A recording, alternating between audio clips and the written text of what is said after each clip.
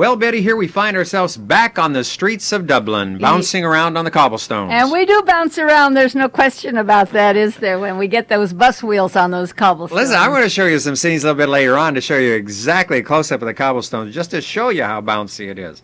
Anyway, this is an older section of, as you can tell by the buildings, but they're doing a lot of reconstruction work. You know, that's all over Europe, isn't it, too, the reconstruction. Where are they getting all their money? Reconstruction money. I don't know. Maybe they made a good loan somewhere. I'm not sure. As tourists probably are helping. Yeah. There's a building off over here that across the river, and of course, as you can see, the tide is out right now. The Spanish, oddly enough, send a lot of people to Ireland because they think that the Irish speak very good English. So they send them there to be educated and learn how to speak English. I think that's rather funny. When we had a little bit of difficulty understanding ourselves, some of them, right? Well, that's true. But once you got used to the brogue, it was all right. It was delightful. Right now, we're going to listen to our guide as we go someplace special. We're going to stop in a moment now on the left in front of a large monument to the Duke of Wellington, Arthur Wellesley, who was born in Dublin, and his parents were a noble family, and he went to school at Eton when he was 9 years old. He was a very bad student and hopeless at games, and his parents despaired of him. But then they got him a commission in the British Army, and he was a brilliant soldier, highly decorated by the time he was 30 years old. That's the monument to him there now, erected in his honour in 1846, and the carvings around the bottom of it are various battles. His most famous battle was Waterloo in 1815. He defeated Napoleon. He went on to become the Prime Minister of England, and he lived to be a very old man. He's buried in Westminster Abbey. I thought this park was very interesting. We're driving by the residence now of the American ambassador, and also just about 100 yards from here was where the Pope visited when he came. Are we going to be invited in for a visit with the ambassador? I don't know. I didn't wear any ambassadorial clothes. No. That's all right.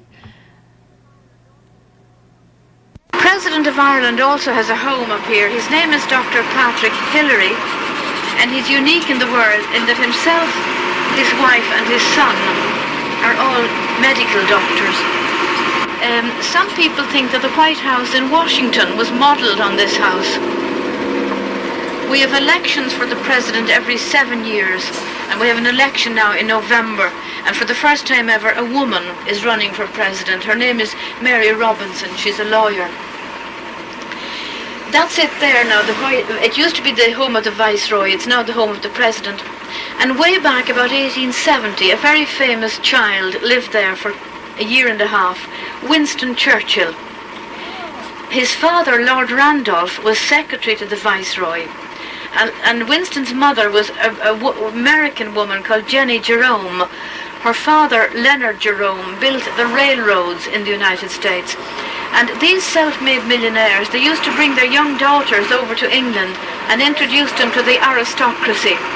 And that is how Winston Churchill came to be born. Don't we have a marvelous guide on this trip? Yes, She's so Frida knowledgeable. Betty, look over here to the side. See that monument? Yeah. Frida told us that they have an irreverent name for that in Dublin. It's called a floozy in the jacuzzi. I think that's terrible. I really do. I loved it. Anyway, we're going down O'Connell Street, which is, I guess, would be the main drag of Dublin, right? Mm-hmm. And this is a beautiful street, and a lot of shopping there, and a lot of tourists. Very crowded. Yes, indeed. You could tell there were tourists because when you look down on the street, it says, "Look to your right." Well, for the traffic. Otherwise, you'd always look to the left, right? Oh, for tourists. Sure. Oh, you're so smart, Mom. Well, not as smart as you are, because you're going to volunteer here in just a few minutes. Let's watch. I'll be looking for 4 volunteers from amongst you for a very special whiskey comparison tasting. Now, I don't want to be killed in any mad rush. I just want the 4 volunteers to form an orderly queue out here later. So could I have my 4 volunteers first? Thank you, my dear. Thank you. So that's 2. 2. Who wants to be number 3? That's 1, 2. He has to be number 3. Okay, number 3. What about you, my dear? I think it would be good. I have to keep my wits about me. This is absolutely painless. And I believe me, strongly recommend it. You're a volunteer. Thank you. So, Betty, you were a volunteer to test Irish whiskey. I really wasn't a volunteer. You volunteered me. Not me. No, I had actually, the camera. Somebody else That's did, right. not It was me. Earl. It was Earl Taylor. Well, you see, Earl is over here sitting Yeah. on the left, and was one of the volunteers. And this must have been something. Now, could you taste the difference in all of this? Yes, there was a difference. It all tasted like Scotch instead of Irish whiskey. Really? Oh, yeah. To me, it did anyway. And there's Peggy Walker. Now, she would be good at this because she goes to Ireland every year, so she's experienced. And there's me. I don't really know enough about. Watch the face. Ew, you know, it's all right, but early in the day, really to be doing something. Well, Earl like that. seems to be doing a good Yeah, job here. he was- Gus. it was, He and knows you how to just do that. sip. You're not drinking. No, you're that's just true. Sipping. Yeah. Well, we all got a chance to do that, though, and it was rather nice. And then you all became official taste testers of Irish whiskey. There's your diploma to Yeah. prove it. Oh, my kids are so proud of me. Are they really? Really. Another What a diploma to hang on the diploma. wall. Huh? Yeah. Oh, well, that was fun. They had a beautiful museum here too, and which we visited. And this very nice place, and also a nice audiovisual display that they shared with us too, on how Irish whiskey came about and how it's made. And it's quite a process. It's interesting. There are only 2 brands that are sold in the United States. They're only allowed to export 2 brands. But it added to the trip, you know. It did. Now look, there's the cobblestone streets. I say I've got a close up of that. I just wanted you to know so that you didn't think that I've been imbibing on too much Irish whiskey while I was holding the camera. Now, as you can see, they really are bumpy. That's just certain parts of it, though, and that's another thing that adds to all of the business that of was being fun. in Ireland. And here we are now. We're close to we are right at the harbor, and of course a little bit later on we're going to see some ferry boats that go across to Scotland and also to England. It was this area. If people might remember, we've had a documentary here on Channel 49 about Matt Talbot, and he sort of hung out or lived in this particular area. We were told, Yes. but I thought this was interesting because I didn't realize how much shipping actually came in to the port here in Dublin. Quite a bit. Very, very active port, yes. Yeah, Be fun sometime to take that boat over to Scotland or over to England, wouldn't That it? would, Sure. yes. Maybe we'll do that. And by looking at the map, there are quite a few ferry boats that make that route, I guess, every day. Now here is one of the hotels. In fact, this was a hotel that we stayed at in Dublin, and this was very beautiful. It had only been open for about 3 months. This part of it had been a bank at one time, but the older part of the hotel had been totally redone and just open for 3 months. And it was lovely. Look, and beautiful service, lovely china. And the food was out the- of this world. Not like you think. When you think of Ireland, you think of cabbage or potatoes and stuff. The food was just gourmet. It was really gourmet It really was. food. Yes, and that was a surprise to me. And other Yeah. people I've talked to said, "You went to Ireland, and had what? Gourmet food?" That's I right. said, "We certainly did." Certainly did. Wonderful selections. We're going to get a shot right now, right around the corner from our hotel. There, the yellow door is the house where Oscar Wilde lived, and of course, most of you know him as an author. And there were so many of these beautiful doors. Here was a building we didn't think was too beautiful. It belongs to us. It's the United States Embassy. It's a didn't- little different looking. I thought it was far out. Joe Kimberly thought it was wonderful, though. She enjoyed that building, and she's an artist, so she knows something Well, about that's art. good. Then Yeah. maybe that's great. Somebody here had put soap suds in the fountain. Giant bubble bath. I think it was.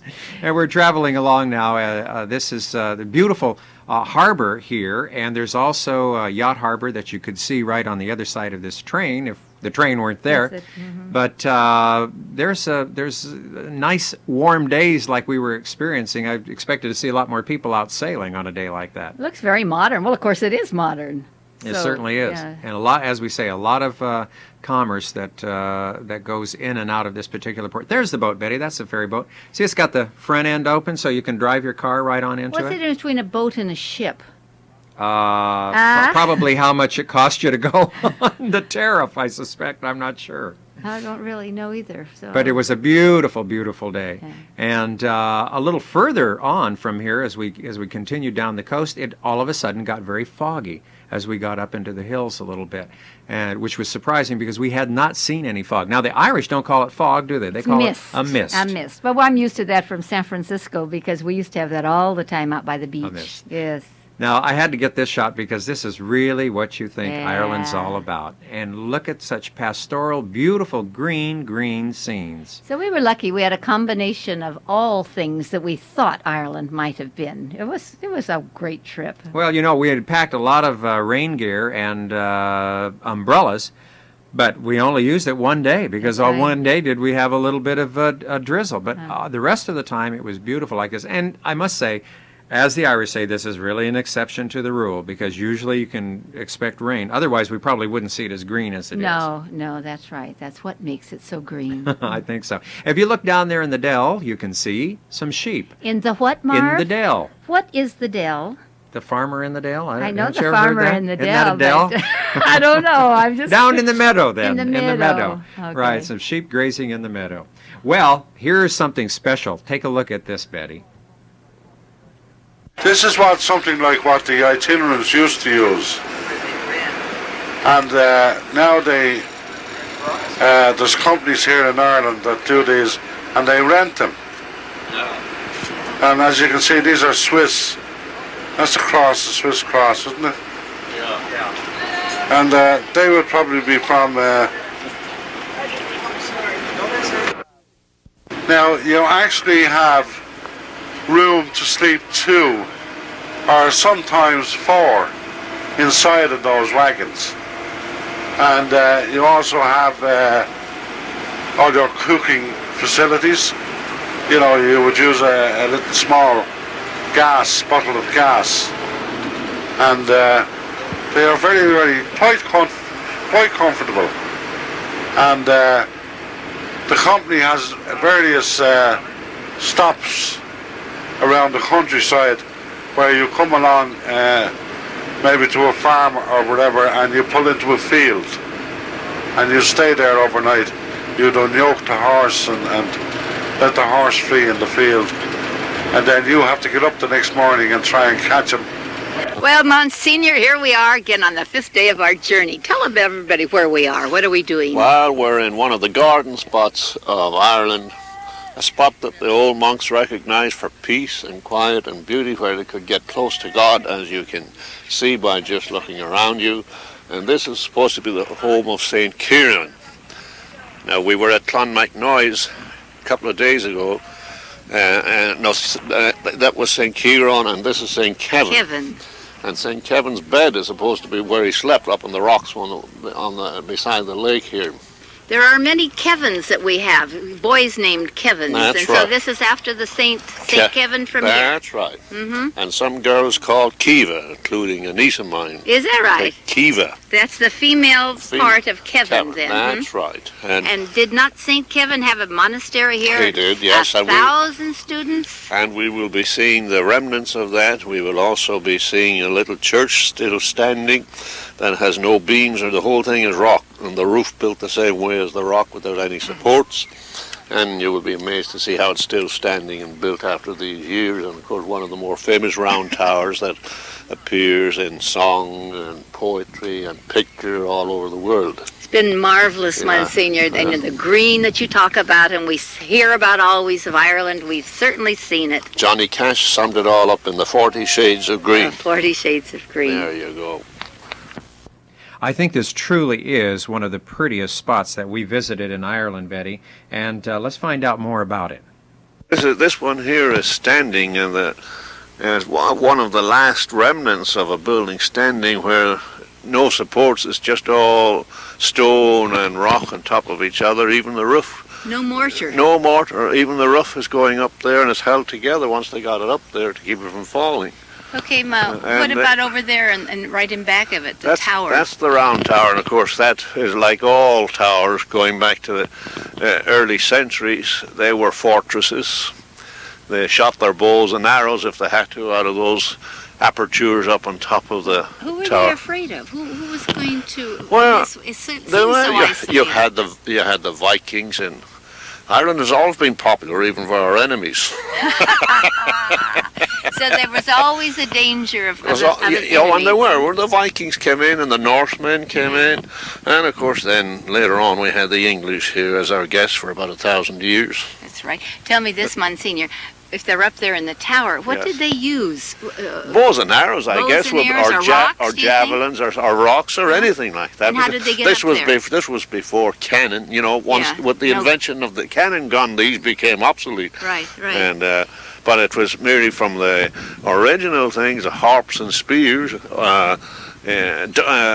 The what and The what- spears? Wait a minute. The what I'm and getting mixed up here now. The bows and arrows. the bows and arrows. Yes. The slings and arrows of Well, outrageous fortune. Yeah. In a sea of trouble. Yeah. Or something So like that's that. that's exactly how that worked in Yes, from the yeah. towers up there. Okay. But this, in Clonmacnoise, as we said earlier, St. Kevin used to visit St. Kieran, and he was there when Kieran died in Clonmacnoise, but this was Kevin's This is monastery Kevin. here. Yeah. Clonmacnoise was St. Kieran. Well, Betty, you can certainly see why they chose this spot for a monastery. Isn't it Beautiful. gorgeous? Oh. Honestly. Now, I don't know if that cemetery is still used or not. I was trying to look at some of the headstones, and the dates were very, very old on most of those. And these towers, now, we saw one here, then at Clonmacnoise, and along the way you would see towers every now and then, too. And some of those over 1,000 years old. Doesn't this look like a picture postcard? Get that car off that right now.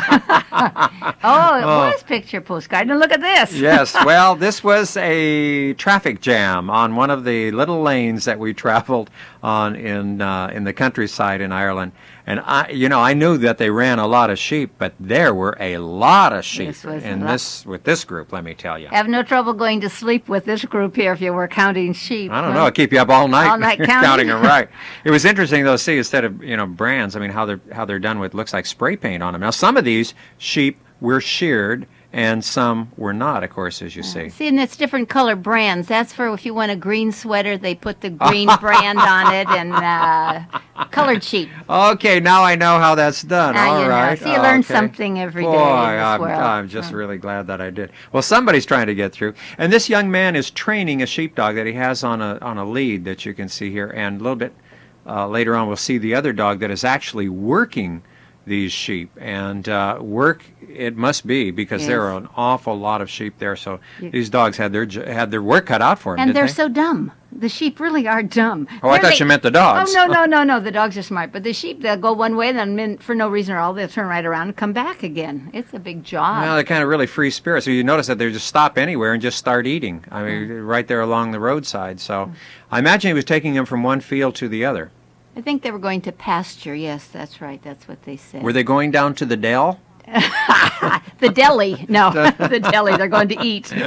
Here you see the other dog off there on the right-hand side, and that dog is really, really working hard. There's the black sheep right in the middle. Did you see it? Yeah, and look at that dog. Look at him work. Oh, he's going right after him. Now we're going to join Monsignor again, Beth. We're here now in Loughlin Bridge, a beautiful little village. It is of interest to me, of course, because my name, Lazarian, which many think is Armenian, the little Saint Lazarian came from this very town, and I was baptized in the cathedral, and it was the parish priest who told my dad his name is Lazarian. My mother didn't find that out till he took me home, so I'd like to, often wondered what she said, but I never did find out. Beautiful little part of the country here. And one could spend a lot of time just viewing the scenery and the rivers and the bridges and the flowers, and a delightful place.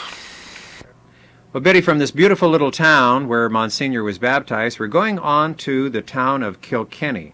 You know, a lot of the Anglo-Normans were in that town at one Yes. time. And it was high treason for an Anglo-Norman to marry an Irish woman. What did those poor little gals do, Norman? How did they keep the Irish going? I don't know, because it was against the law for Irish men to live within the city walls of Kilkenny. Guess there was a lot of washing of clothes outside the walls. Down by the river. Down by the river, yes. yes. Now, this is a beautiful, beautiful town, and narrow little streets, of course, as we've seen in most of the Irish villages. But it's very, very picturesque, and there are a lot of tourists that do come here, and I think perhaps it's because of the castle, Kilkenny Castle. Oh, the Don't you castle think was so? beautiful, yes. And I think it's just a darling town. They sing about it, Kilkenny and Kildare. I don't know, Crosby or somebody sang that. We know. You don't know the lyrics I to don't it? know, just something Kilkenny and Kildare. Oh, I see. How it so, ends. so you remember the the ending. names of it. Yes, Okay, yes. fine. Well, let's follow the instructions now of our driver. Just when we're crossing the bridge here now, if you look up to your left, you'll see Kilkenny Castle. It's quite a beautiful castle, and I think it would be worth a visit whilst you're here. Betty, what do you say? Let's take a small tour of the castle. Would you like Great to? idea. Let's do it. Okay. And the first castle was built here by a man called Strongbow, the man who led the Norman invasion of Ireland in the 12th century. Now, Strongbow, on his arrival in Ireland, married Aoife Mac the daughter of the King of Leinster, Diarmid, and Diarmid gave Strongbow a considerable amount of land in Leinster, and on that land he built the first castle, which was simply a wooden tower, and that was in 1172. But 20 years later, after the death of Strongbow, it was his son-in-law, William Marshall, Earl of Pembroke, who inherited the land. So it was Marshall who built the first stone castle here in Kilkenny in 1192. Now, all that remains today of that original 12th century castle are the 3 corner towers. You probably saw those as you were coming in. The rest of the castle is not quite so old. The west wing dates to the 17th century, and the east wing, which you'll be seeing today, dates to the 19th century. But in the 14th century, 200 years after the first castle was built, a very important family arrived here in Kilkenny. Now, they were the Butler family, the Earls, Marquises and Dukes of Ormond. That was their title. Now, they were originally a Norman family. They came from Normandy in the 12th century and they settled here in Ireland. And they settled in East Munster, hence their title Ormond, coming from the Irish Irvuin, which means East Munster. Now, they bought this castle, as I said, in the 14th century, in 1391, and the Butlers used Kilkenny Castle as their chief residence right up until 1935. So over 500 years, in fact, here in Kilkenny. But by that time, they decided that they couldn't afford to live here anymore. They didn't have enough money to continue living here. So they decided to move away to London. But before they moved away, they held a huge auction here in Kilkenny Castle. And at that auction, most of the furniture was sold. Now, some of this furniture was bought back at a later date, the furniture that you'll be seeing here in the East Wing. Now, the table in the centre of the room was a very interesting piece of furniture. It dates to the 16th century and it's made of grey Italian marble. Now, we are told that it weighs about 3.5 tons. One reason, perhaps, why it was not sold in the auction of 1935. Now, another reason was that the family believed that if they sold the table, it would bring them bad luck. Now, they also believed that if anybody touched the table, they would have bad luck. The reason for this was that this was the wake table in Kilkenny Castle. So when any member of the family died, they were always placed on the table, laid to rest there, so that friends and relations could come and pay their last respects. And I see that some of you have indeed touched the table. If you're worried about the bad luck, we do have a cure for it here in the castle. So I'll be telling you about that later on before you leave today, how to get rid of the bad luck. Now, just to tell you a little bit about the portraits before we leave this room, James Butler, the first Duke of Ormond, is in the portrait there behind you. The most important, the most prestigious member of the Butler family. On 2 occasions, he was the Viceroy of Ireland, the King of England's representative in this country. He was brought up as a royal ward of court in England, which meant that he was very friendly with the English kings at the time, King Charles I and also his son, who became King Charles II. So that's why we have a portrait over here of King Charles II. Now, at the time of Cromwell in England, at the middle of the 17th century, as you probably know, this man here, Charles II, was forced into exile. So for a period of about 10 years, he was travelling around the various courts in Europe, and during all of that time, his good friend James Butler was with him. Well, this is certainly a magnificent castle, Betty, and sort of what I pictured a old castle would look like in the insides like this. This was a castle. A true my castle. My kind of castle. Your kind of castle? My kind of castle. Okay, well, that's good. Did they have your kind of servants running around in this kind of a castle? Not anymore. Well, when I was there, when I lived there, I had all kinds of servants to do my work for me, so there wasn't a problem. Oh, must be great to go on fantasy trips like that. This was a Spanish staircase, and this is Moorish style, Spanish style. Unusual coloring, Beautiful. isn't it? That's the Spanish, the Let's Moorish. Go into the Great Hall right Okay. now. This now, I could see entertaining quite a few guests in this place. And actually, this was used until not too recently. The paintings that you see here were done between the year 1861 and 1862 in a neo-Celtic style. And the paintings of you see the paintings of the women or the females right back there? They supposedly represented the women who were in the family of the artist who actually did the painting himself. And the animals were the men in the family? No. That's No? the neo-Celtic style, the same stuff that you would see in the Book of Kells, the same style of artwork, I suspect. All right. Good thought, but I'm not quite sure that worked. That's all right. That's okay. Anyway, it was really magnificent. Yes, it was. You got a crick in your neck from looking up to see it. It was just there was so much to see. So much to see, and the beautiful tapestries that were in here as well. She gave us quite a detailed explanation, more than we want to, of course, give on television, of all of the people in the family, and of course a lot of the portraits that you can see there, as has had quite a history on down through time. But I love this double fireplace. Wasn't this unusual? That was good. His and hers. Is that what it was? Yeah. Oh, okay. I guess. I just said that. And that was made out of Carrara marble, so it is quite a fancy little fireplace. There was something very interesting that she told us about, and that was that the servants in this castle were never to be seen.